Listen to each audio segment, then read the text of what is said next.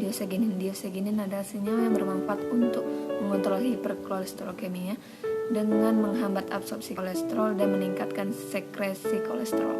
Dioksgenin adalah termasuk golongan saponin dan steroid, di mana memiliki gugus hidrofil dan hidrofobik. Mekanisme sebagai antikolesterol, maksudnya gugus alkohol berikatan dengan membran sehingga memungkinkan kadar kolesterol dan menyebabkan hemolisis. Dioksgenin itu menghambat absorpsi kolesterol dan meningkatkan sekresi kolesterol.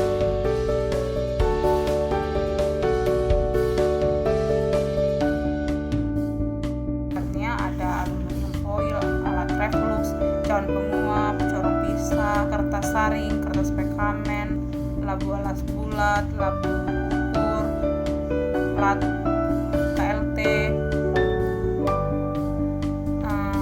dan tabung reaksi.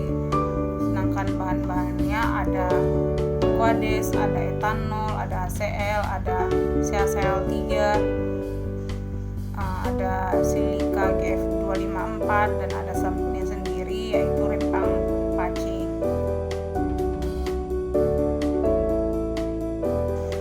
Fungsi penambahan bahannya yaitu HCl untuk mempercepat reaksi CaCl3 dan si etanol untuk sebagai fase geraknya, silika GF254 sebagai fase diamnya, SbCl sebagai penampak noda, dan Aquades sebagai pelarut. Pada praktikum kali ini fase diamnya yaitu silika GF524 dan fase geraknya ada CaCl3 dan etanol.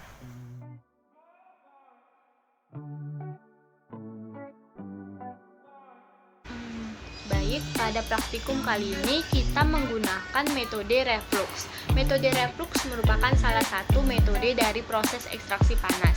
Artinya kita membutuhkan suhu yang tinggi untuk dapat melakukan proses ekstraksi. Prinsip dari metode reflux ini kita menggunakan namanya pelarut volatil. Pelarut volatil merupakan pelarut yang mudah menguap.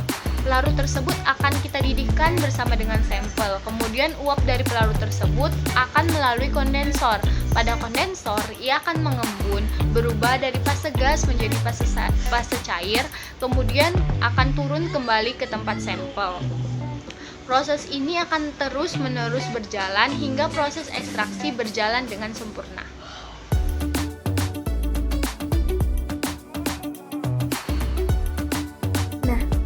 Setelah mengetahui metode reflux yang telah dijelaskan oleh teman saya sebelumnya, maka langkah awal yang kita lakukan untuk proses isolasi dioksgenin dari rimpang pacing yaitu: pertama, timbang simplisia rimpang pacing sebanyak 15 gram dan dimasukkan ke dalam labu alas bulat. Kemudian ditambahkan 20 ml Aquades. Lalu ditambahkan 5 ml HCl pekat secara perlahan-lahan melalui dinding labu. Kemudian direflux selama kurang lebih 4 jam. Setelah proses reflux selesai, maka hasil reflux disaring menggunakan kertas saring dan corong. Hasil filtratnya ditampung dan ampasnya dibuang. Filtrat tersebut dipindahkan ke dalam corong pisah dan ditambahkan dengan 20 ml kloroform secara hati-hati atau perlahan-lahan melalui dinding corong. Kemudian digojok secara perlahan-lahan hingga terbentuk dua lapisan. Lapisan atas itu merupakan sari air dan lapisan bawah merupakan sari kloroform. Ditampung sari kloroform tersebut di dalam beker gelas, lalu dipindahkan ke dalam corong penguap. Kemudian dipanaskan di atas penanas air hingga tersisa 2/3 bagian dari awan. Kemudian hasil penguapan tersebutlah yang disebut sebagai sari kasar dioksgenin dari rimpang pacing. Hasil isolasi tersebut siap untuk dilakukan identifikasi.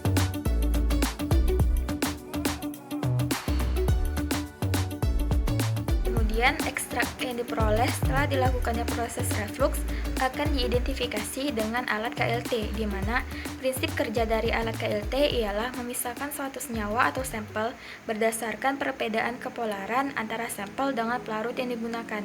Dan biasanya teknik pada KLT menggunakan fase diam berupa plat silika dengan fase geraknya yang disesuaikan dengan sampel yang akan dianalisis.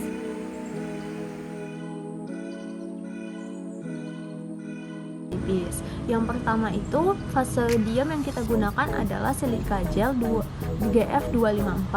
Kemudian fase gerak yang kita gunakan adalah kloroform dan etanol 95% dengan perbandingan 95:5 dalam 5 mili.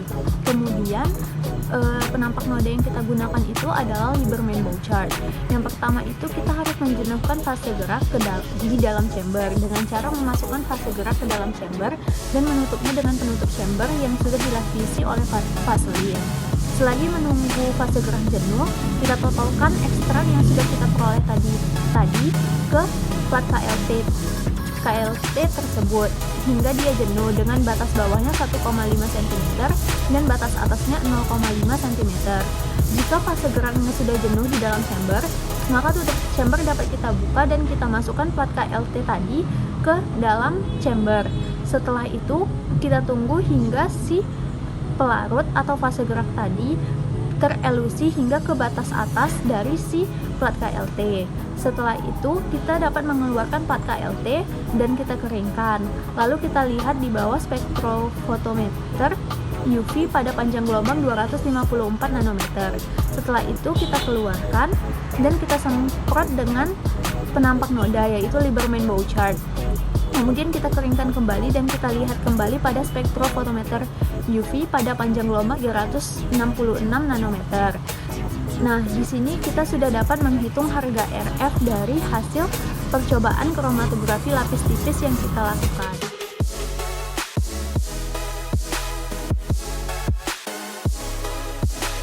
Harga RF dan warna yang didapatkan sebelum visualisasi. RF1 sama dengan 3,8 dibagi 8 sama dengan 0,475 menghasilkan warna biru. RF2 4,5 dibagi 8 sama dengan 0,5625 berwarna hijau kebiruan. RF3 5,6/8 sama dengan 0,7 berwarna hijau. RF4 6,3 dibagi 8 sama dengan 0,7875 berwarna biru tua. Dan RF5 didapatkan 6,7/8 sama dengan 0,8375 berwarna hijau kekuningan. Sedangkan harga RF dan warna yang dihasilkan pada sesudah visualisasi didapatkan RF1 sama dengan 0,475 berwarna biru, RF2-nya 4,3 dibagi 8 sama dengan 0,5375, RF3 5,4 dibagi 8 sama dengan 0,675 berwarna biru tua, RF4-nya 5 dibagi 8 sama dengan 0,75 berwarna hijau, RF5 6,8 dibagi 8 sama dengan 0,85 berwarna hijau tua, dan RF6 didapatkan 7,2 dibagi 8 sama dengan 0,9 berwarna biru kekuningan.